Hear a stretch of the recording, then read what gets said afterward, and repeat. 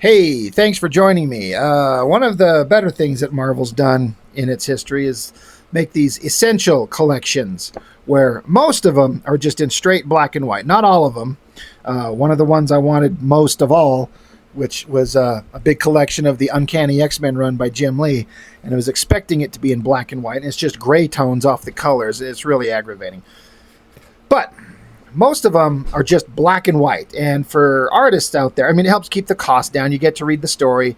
And if you don't mind seeing it in black and white as just a casual reader, no big deal. But artists, those of us out there who kind of enjoy seeing the work kind of in its raw form, we enjoy these. And I've looked through this one in bits and pieces already. It's kind of funny that Liefeld, he gets the cover because I guess he is the biggest draw in terms of name recognition to get the cover over Walt Simonson and Mark Silvestri. I guess he gets the cover, he gets the black and white kind of facing page, but inside here, we are looking for one particular issue. I can't help but stop every time I come to this issue right here. I've already reviewed this. It's Uncanny X-Men 242 by Silvestri on art with Dan Green inking, and this is a case. I made this video and I made the case for me that I'm like, this might be the best looking comic that I've ever seen Silvestri do. I just loved it so much. I just went on and on about all the pages, his composition, his artistic ability. It's just shocking to me how good he is. And no, this isn't supposed to be another video about Silvestri, but when he draws figures like that, and it's just this tiny little panel, just a tiny little figure. If this was his Image Comics era, this hot, sexy babe figure would be like head to toe on the page. But as much as I wouldn't mind just looking through that whole thing again, the one we're looking for in here, it's closer towards the back. Man, that splash page is just fantastic. That one looks great. Another Silvestri one. But eventually we get to this right here. Rob Liefeld. Oh, my favorite artist ever in the history of all time. And yeah. X Factor number 40. It looks like it was printed in 1989. To my knowledge, this was the only issue of X Factor he ever drew.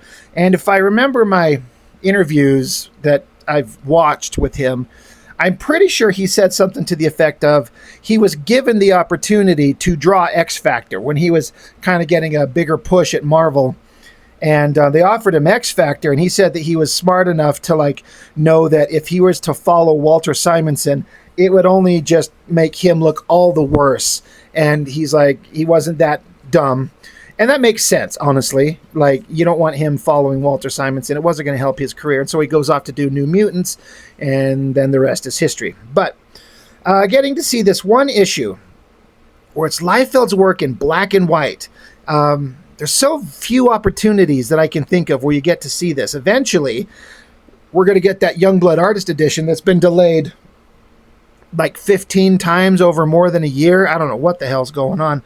But seeing Liefeld's work from this era, it's really interesting to see, again, a young kid with so much potential.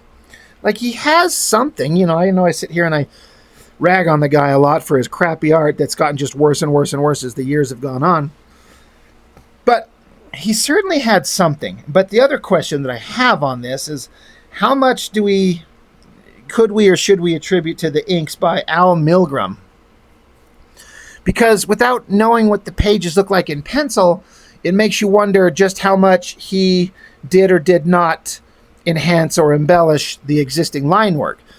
I know a lot of people would say that anything good in this stuff has to be from Milgrom. All the backgrounds have to be from him. And I get the argument. I was kind of making the same kind of...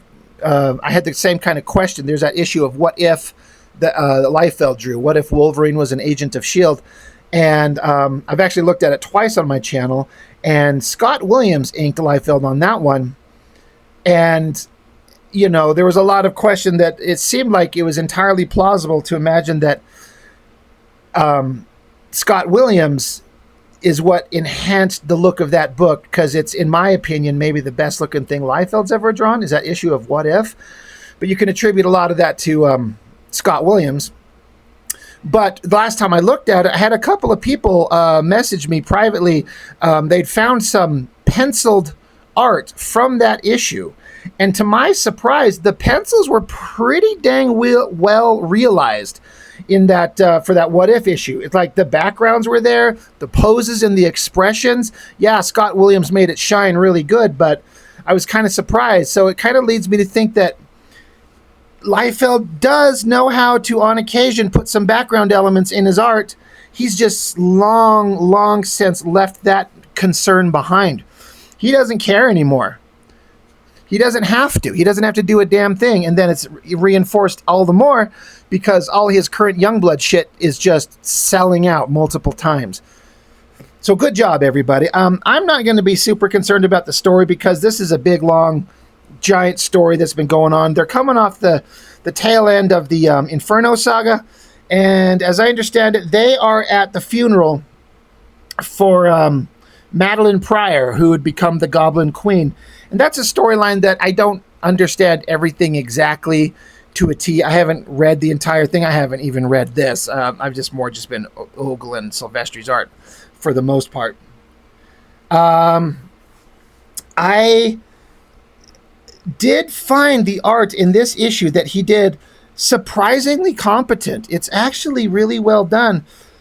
But again, without having any pencils to compare it to, it's all kind of guesswork. But yeah, coming off the Inferno storyline, Madeline Pryor's dead. They're at her funeral. So you got Scott with little baby Cable. And you got Jean Grey's back. You got Beast. You got Iceman. You got Archangel. I don't know that Archangel is that goddamn tall or that goddamn wide in the shoulders. Like, compositionally, it staggers them in a way that kind of works. But Archangel's like super huge there. Not necessary. And then Liefeld does this, he's got a couple of his kind of weird, quirky, artistic ticks that he does with like these eyes just being black shapes. But in a way, being at a funeral, kind of the emotions being kind of dour and sad, and I don't know. I have to say that for some reason in this context, it kind of works. This like vapid, brainless expression on Jean Grey's face is a little weird. I do think it's hilarious. Like, this is the X Factor crew heading into some kind of flying vehicle that they get around in. It looks like a fucking like trough like you get at a farmer's market with a couple of seats thrown in it. It looks sort of like the flying bathtubs that Reed Richards and crew get around in, but who designed this fucking stupid tub? Though I will say, as an artist, like, I like to draw my own stuff, and vehicles are very difficult. It's a huge pain in the ass. And so I guess if I was handed this little rounded off shape and say, have them flying around in that, I'd be like, I can at least pull that off. So I guess I'm a hypocrite. I do have to also add in, I cannot believe that this goddamn character, Nanny and the Orphan Maker, that these things ever existed for as long as they did. I kind of had to look them up as to what their reason for being is. Why do they exist? What is their point? And holy shit, is it some of the dumbest character stuff I have ever seen. Like, they are so dumb. So this character is this big, looks like a big giant armored warrior with a reasonably awesome looking armor set. He's just like a child and talks like a child and throws tantrums like a child. And now that's the point, but it's so stupid. I never understood this when I first encountered this character a long time ago when I first started reading Uncanny X-Men, and just every time I see it, I'm like, why does this thing exist? I also, from an art perspective, I would love to see the pencils and see if Liefeld actually put in these heavy shadows like that, and how the pencils look, that Al Milgrom would translate Liefeld's pencils to have this hard black line and then kind of feather it out to leave kind of like a bounce sliding kind of effect going on there. Liefeld doesn't draw like that. So again, it's kind of like I'd love to know what this looked like in pencil form before it got handed off to Milgrom.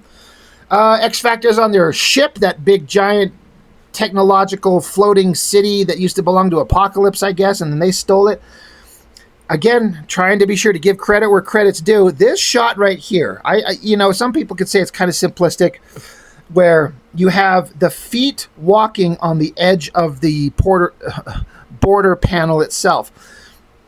But in a way, if you kind of set the camera down on the ground, that we're seeing through our eye, the camera that we're seeing this through, you would see the feet of the people up close like this. And then as long as you put their feet on the same plane, however tall you draw them, when it's that low, they're going to be in basically correct perspective because the camera's low looking at them. And Liefeld put in a lot of damn characters here. It looks like there's Richter and Boomer and somebody and Wheelchair Kid and Artie and Leech and a bunch of characters. So there's actually a lot of kind of effort going on with detailing all these small figures, some actual background elements. I guess these are Jean Grey's parents, and they're going to watch little baby Cable. Just a kind of a whole era of X-Men that I missed. I didn't get to read. This was just barely before I started collecting back in 89, 90, specifically with the X-Men stuff.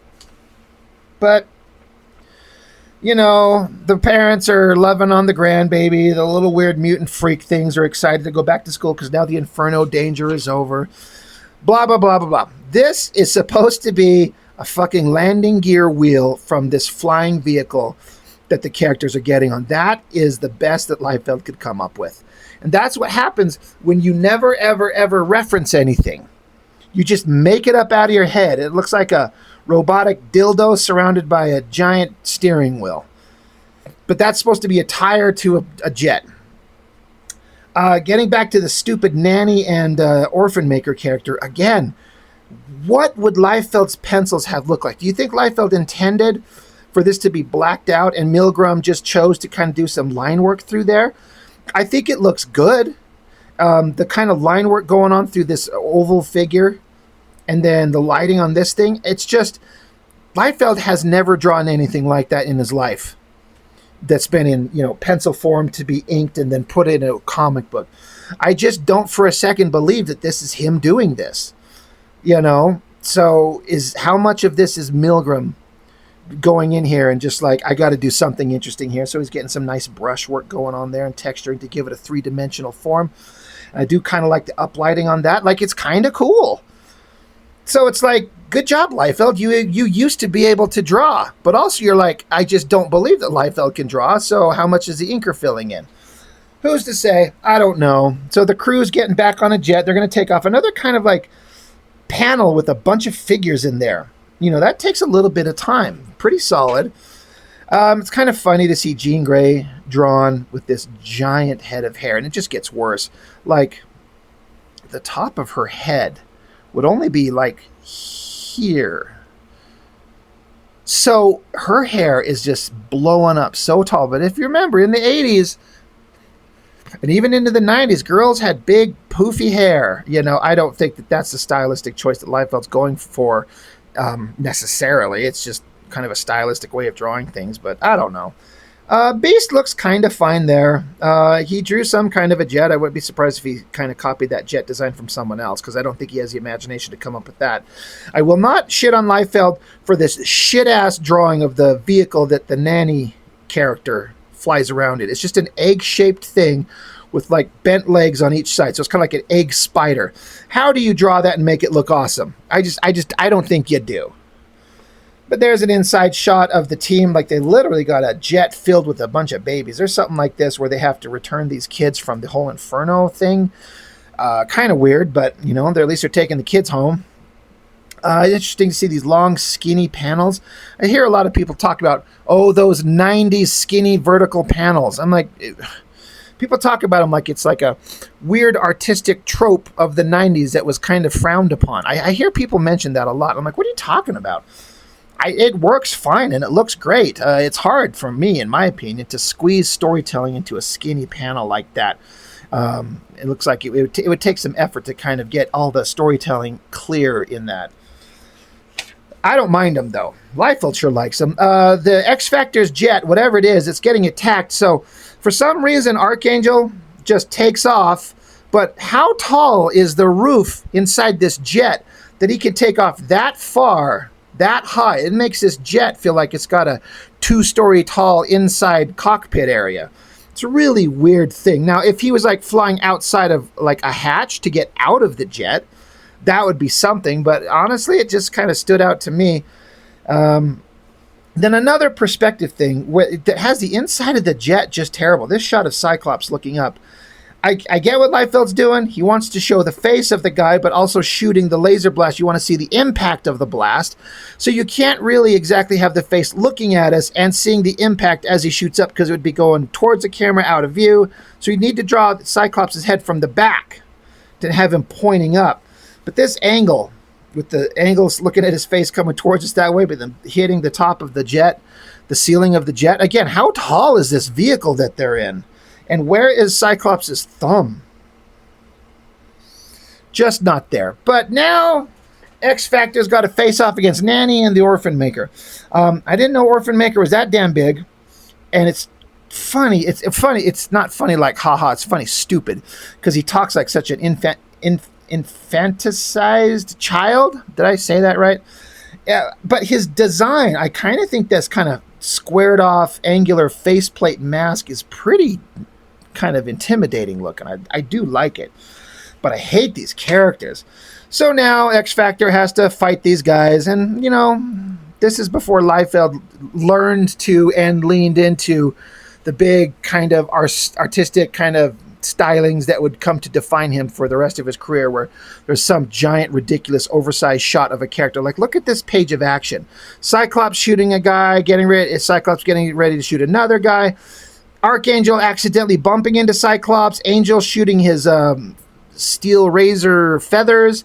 And then they're hitting the Orphan Maker character. Like, there's no big, giant, like, awesome, super cool shot. It's just smaller shots of action, and it's kind of fine action. It's not great. It's not terrible, but it's not great. This shot of Beast, I feel like I've seen that before. I mean, maybe I've just seen Liefeld reproducing that same basic pose, but I feel like I've seen Beast drawn like that before. But it looks pretty good.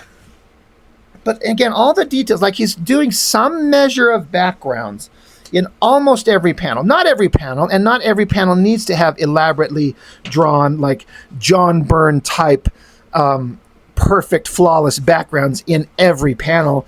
It's fine to kind of leave it open. It lets the image kind of breathe and move, and you focus on the figures rather than this cramped quarters that they're in, especially when you've already established that elsewhere.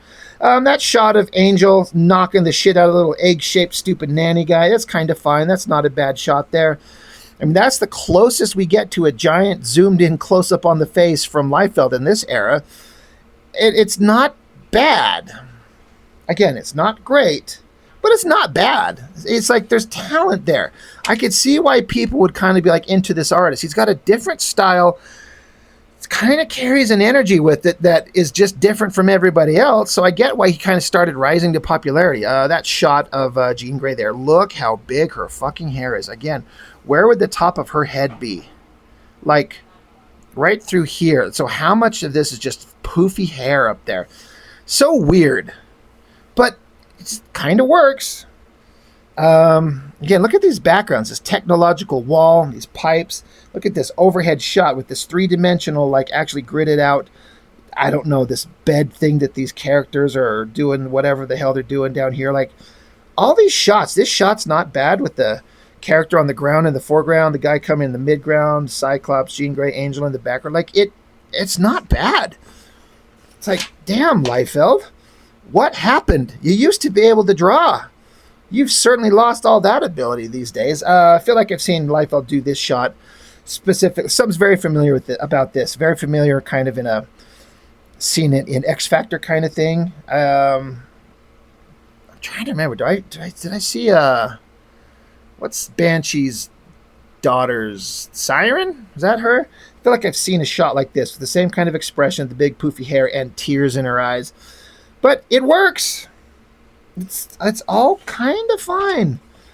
Pretty detailed backgrounds. And it's funny to see Blob and Pyro. Mystique's there, but Blob and Pyro. Kind of funny because obviously in X-Force, those first couple of issues, that's one of the first characters that Liefeld brings back. He must have liked them. Maybe he was just kind of familiar because he got to draw them in this book. So it's kind of fun. I definitely like the version of Blob that Liefeld ended up doing in X-Force better than this. If you remember, Blob had a very long, skinny head with a very tall, exaggerated like forehead and little flat top hair on the top. I actually kind of like that design. If I was ever able to draw a Marvel comic and I got to draw Blob, I would kind of make it look like Liefeld's X-Force version. Kind of like this shot of her again. That giant hair on Jean Grey. Good Lord. It's kind of a weird storytelling thing to have Cyclops approaching Jean Grey from behind, and he looks like he's approaching her off her left shoulder. So you think in the subsequent panel he would be on her left side, but now he's just on her right side. It's a minor thing. Most people probably don't even notice it. And again, not bad details on all the different kind of backgrounds. Like there's just crates, a crappily drawn jet, horrible wheels again, and clouds in the sky. But you just put a few things in there, and it carries the weight pretty damn well. Like it doesn't take much to sell it. It doesn't have to be perfect, and it doesn't have to be in every panel. You just have to do a little bit. And he has abandoned all types of backgrounds. Just look at any. Go look at any of my videos. He's abandoned backgrounds almost completely in almost every case. But his old work, it's not terrible. It is kind of hard to look at like the Silvestri stuff previous to this, and then also flip over to Arthur Adams stuff and know that Liefeld was super influenced by Arthur Adams. And then you look at this, and this is where suddenly Liefeld's work starts to look like shit. By comparison, look at these great backgrounds. Look at the well-inked kind of gray tones. There's some zipatone there, and also some stuff looks like it's just hand-drawn in with cross-hatching. Great buildings, details, city streets. Like, no one, especially Liefeld, is just never going to compare to an Arthur Adams. So it's just funny that it's sandwiched between some beautiful, perfect Silvestri work and then some amazing Arthur Adams work. It just suddenly it's like, oh yeah, Liefeld's definitely 1,000 steps behind these guys. I mean, you think Liefeld in his wildest dreams could ever draw that? Like, absolutely not. You think Liefeld could ever draw that? No. So it's pretty spectacular stuff. And Arthur Adams gets at least 2 issues, and it all looks great. And then towards the end, the subsequent issues are drawn by Paul Smith, who he lost something. I read his Uncanny X-Men run, and that was not that Uncanny X-Men run was great, but he's never been quite as good since. But anyway, like I said, I just wanted to take the opportunity to flip through some black and white Rob Liefeld art. It's just something unique and different that we don't get to see that much, and why not? Let's take a look. And it's interesting. You know, he had something. He definitely had something there, and I don't know where it went. It's just gone. But anyway, that's all I got. That's all I got for this one. Thank you so much for joining me. I really appreciate it. I'll see you next time.